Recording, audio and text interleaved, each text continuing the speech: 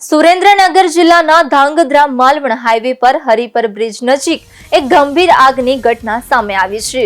મળતી માહિતી મુજબ અમદાવાદથી કચ્છ તરફ જઈ રહેલી પૂંઠા ભરેલી ટ્રકમાં અચાનક આગ લાગી હતી।